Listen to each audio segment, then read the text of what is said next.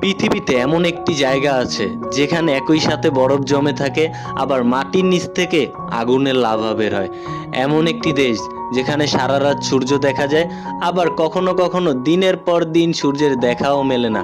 অবাক করা বিষয় হলো এই আধুনিক যুগেও সেখানে একটিও মশা নেই।